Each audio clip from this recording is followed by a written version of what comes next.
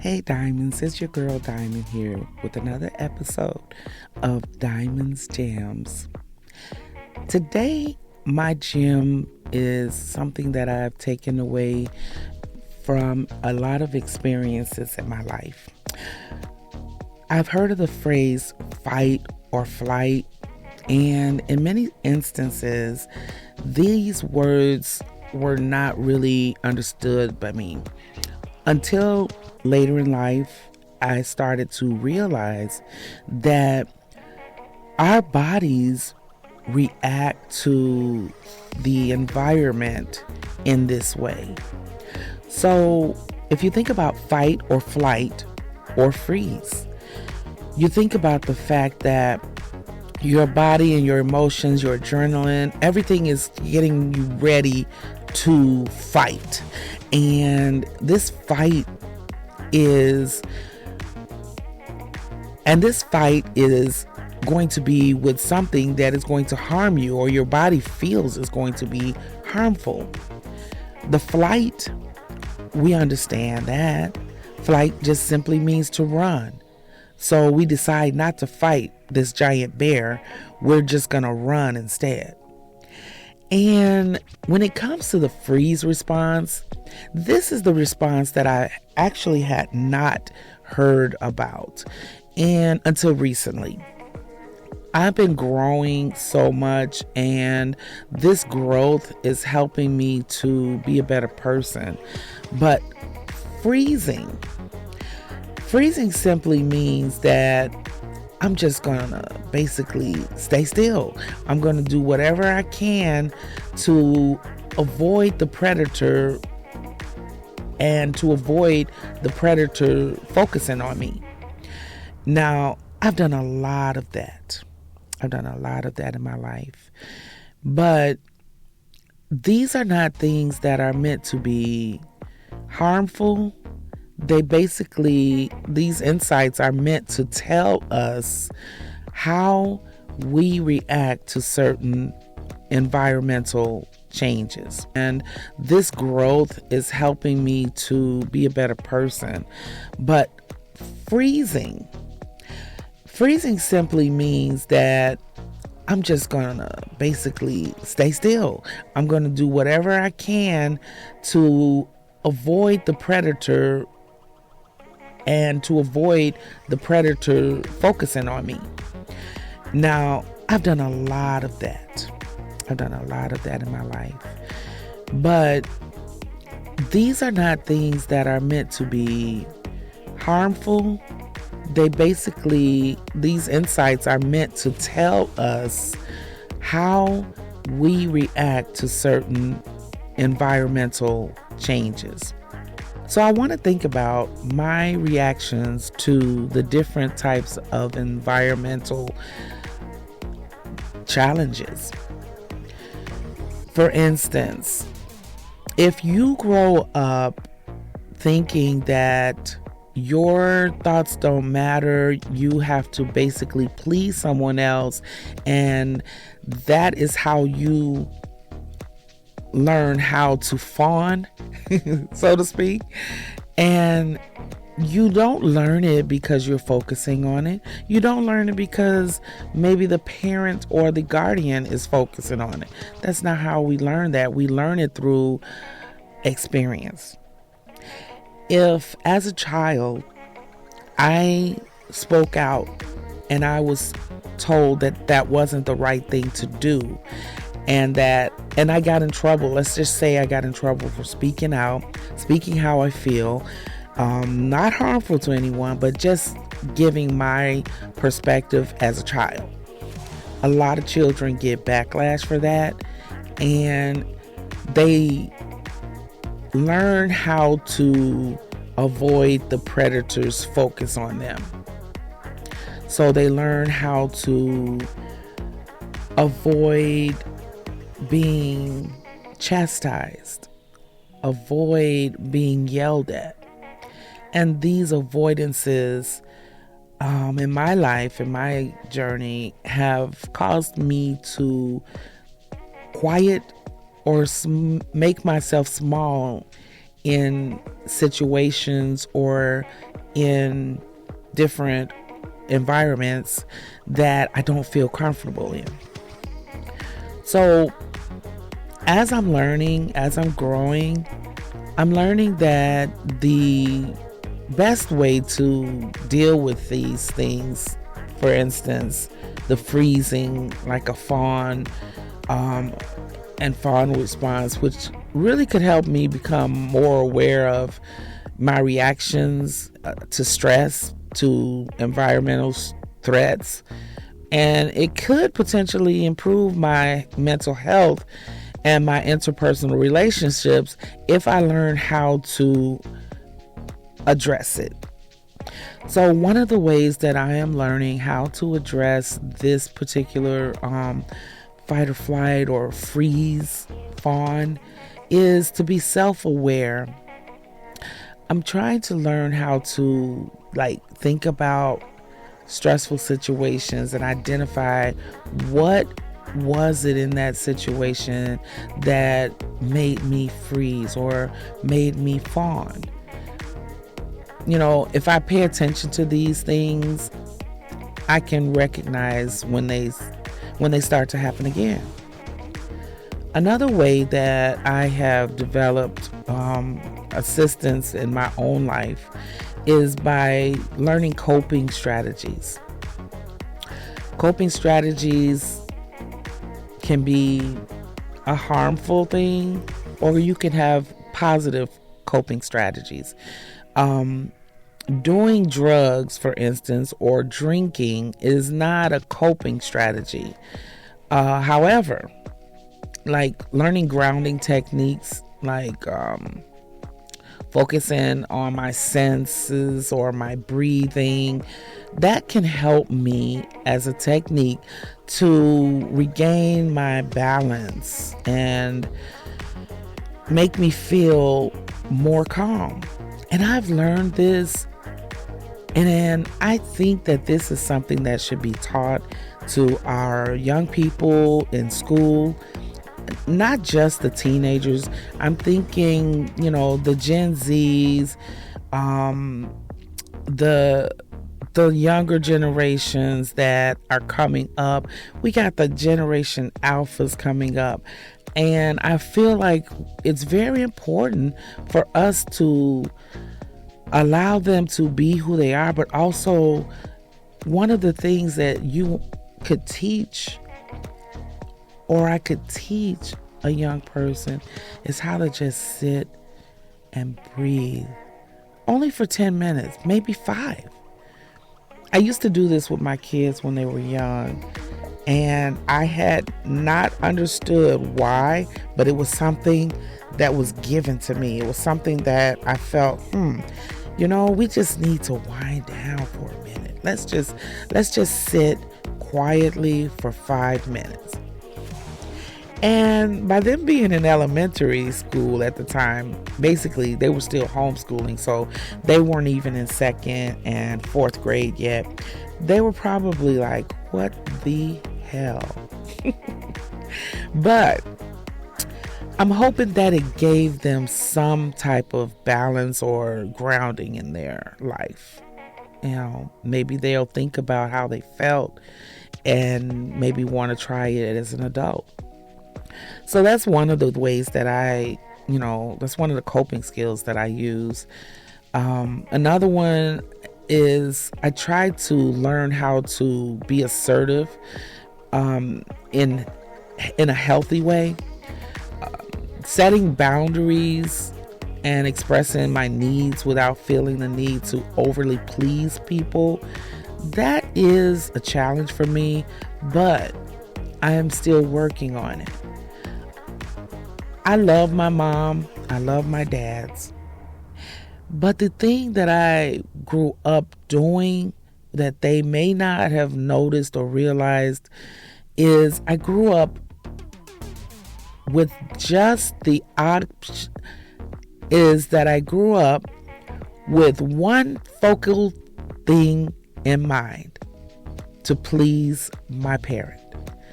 And it was very rare to hear, well, what do you think? Well, how do you think that would make you feel? Well, how do you think the outcome will be? I didn't hear those questions.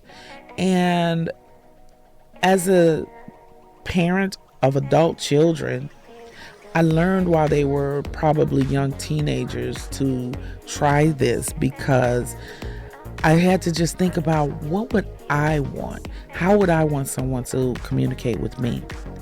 And so I would ask them when they came to me with different scenarios or different things that were happening in their lives.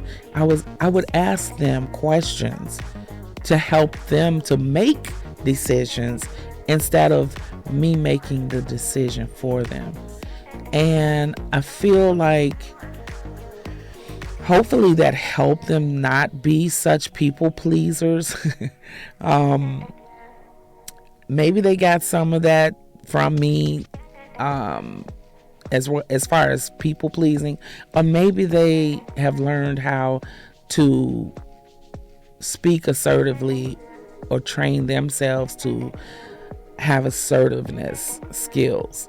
So I'm hoping that if I didn't help them do an excellent job, that something in life came along to sweep up under them and help them raise to a higher level. The other thing that we can do if we are caught in a situation where it's flight or freeze or fawn, we can ask for professional help.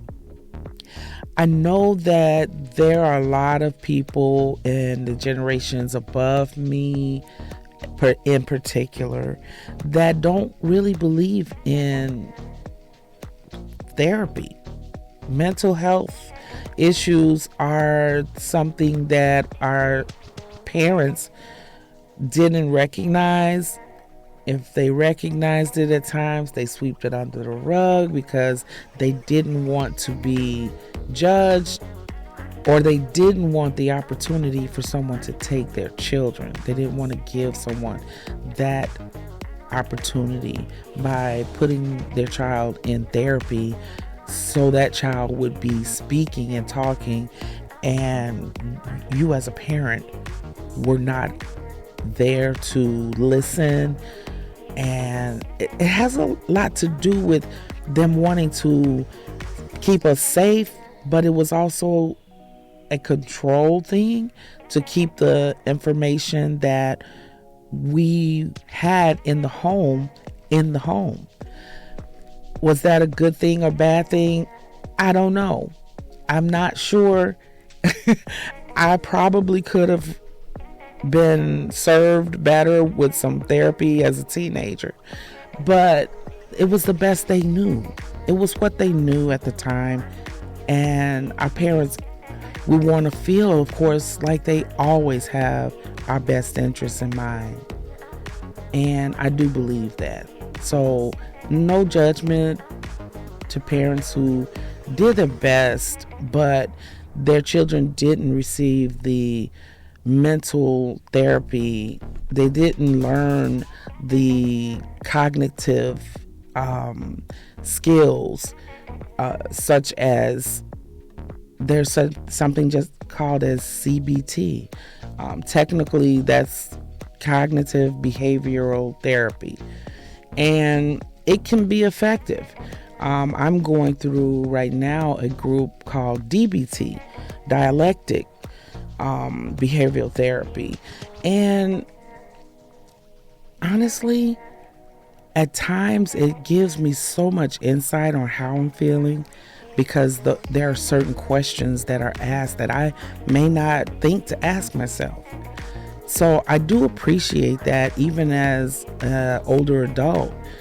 So we didn't get these skills. They weren't offered to us. A lot of times, because of the fact that we are black and brown, they weren't offered to us because they were something that we didn't see in our community. So there's that as well. We didn't learn about trauma informed situations or care. And if these responses are related to past trauma, working with a trauma informed therapist can actually help you. It can help you to heal from some of these experiences that you've had in the past. Being transparent, there were times as a young person that I was actually a risk of killing myself. I didn't want to be here anymore. And there were times that as a child, I did something that I thought would just end it all.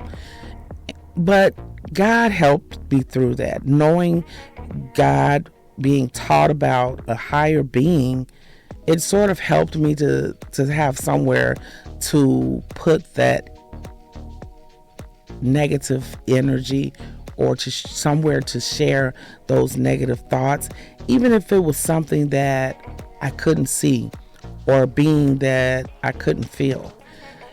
It gave me something. And I thank my parents for that, because had I not had something that I felt like was loving towards me, or cared about how I was feeling when I felt at times that my parents didn't. We all go through that. And having that third source, and that's what God is, a source of power, a source of compassion, a source of love. And that's how I feel about the higher being. So I did have that.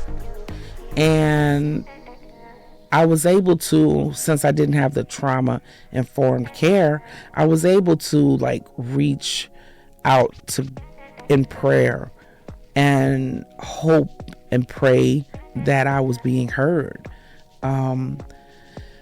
What could a child do, at that age? So that I do feel like we need to give more of that to our younger generations. With these coping skills and therapeutic. So with these coping skills, professional help, grounding techniques, we can learn how to improve our communication as well. If we are speaking to or responding to someone that we love, how are we responding? Are we responding with love, support, or are we using the things that are going on in our emotions to cast off onto them? Sometimes we don't realize it. I'm sure that there were a lot of times that myself, I've spoken to someone coming from a space of feeling awful. So if that is where you are, in a space of feeling awful, and someone comes and joins you in that space, you're not going to give them the support, love, and care that you would if you had been in a space of compassion.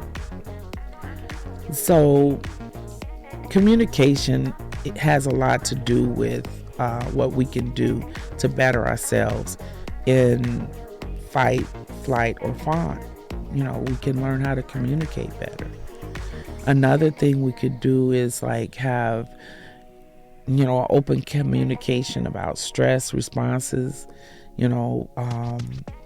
relationships that promote a mutual understanding and support system, learning how to surround ourselves with people who are like-minded.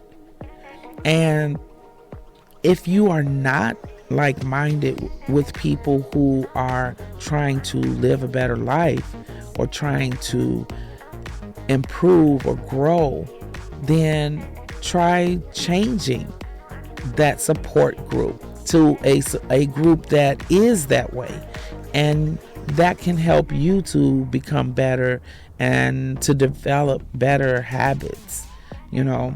That's the other thing that I want to bring up that could help with that fight, flight, or fawn is having healthy habits set up already.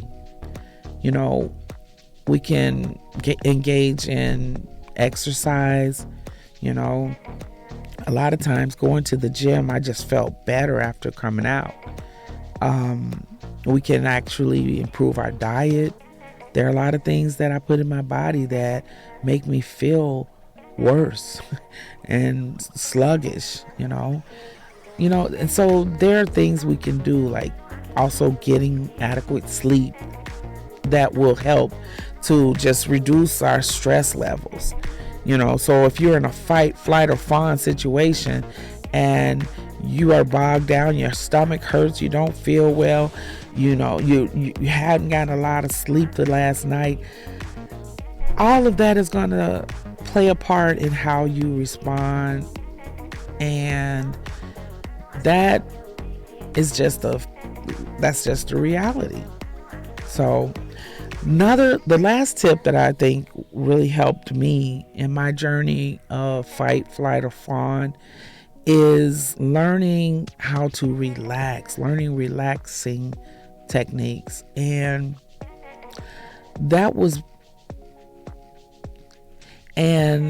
one of the things that I've learned how to do is meditate. A lot of people think that meditation is a waste of time. And hey, I probably thought it at one time too. But when I sit with myself and I quiet my mind and I only listen to my breathing in, counting by 4 to 4, and then out, counting to 5, it brings a calm, and that calm is not something that you can duplicate any other way. Usually I do about 20 minutes in the morning. You don't have to sit and breathe for an hour, but it does help to relax you. It really does help to relax me.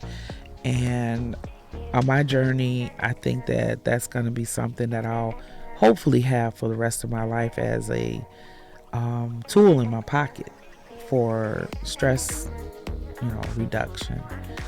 The other thing that I've thought about and am trying to do more is yoga.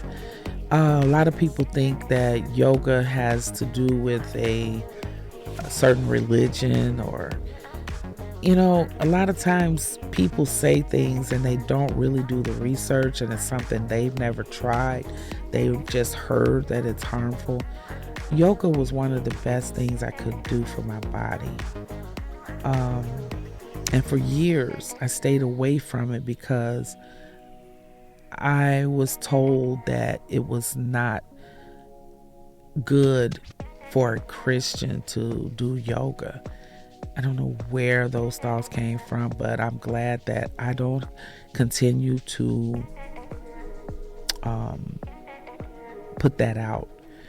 I don't continue to regurgitate that information, because yoga has been very helpful for me. And the other thing that I think, on a last note, that we could use as something that helps us through stress management is like muscle relaxation. I find that there are times that I have my shoulders like up. You ever feel like your shoulders are just up? They're just like tense. And I'm sitting there and I'm thinking to myself, why am I tense? I'm just sitting here. It could be a thought.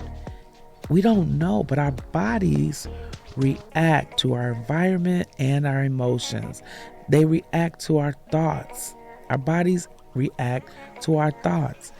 So every once in a while, I have to just stop myself and just feel my body, what's going on with it. Let's be here in the moment. And okay, shoulders, you got to go down and back. And I got to loosen up the forehead a little bit. And I need to sometimes I just shake a little bit just to let my body say, hey, I'm here for you. I got you and you got me. So I almost went on a little tangent there. But I'm really appreciative that you joined me today in this episode of Diamonds, Gems. And so I'm really appreciative that you decided to join me in today's episode of Diamonds, Gems. And every time I come to you with a new episode, I want to just bring something that I've learned along my journey, little nuggets, little gems that I've learned, and just share them. It doesn't have to change your life. It doesn't have to be heard by 2 million people, or even 100, or even 10. The journey for me is sharing. The journey for me is sharing. And I had to learn that. And I'm very glad that I have the opportunity to share. So on that note, I'm going to tell you. So on that note, I would like to ask you to like, share, and subscribe so that you'll be around for my next episode. You'll be right there in tune. And also, someone else might benefit from hearing it. So please do that for me. Like, share, and subscribe. And another thing I would like for you to do, Diamonds, is to keep on shining.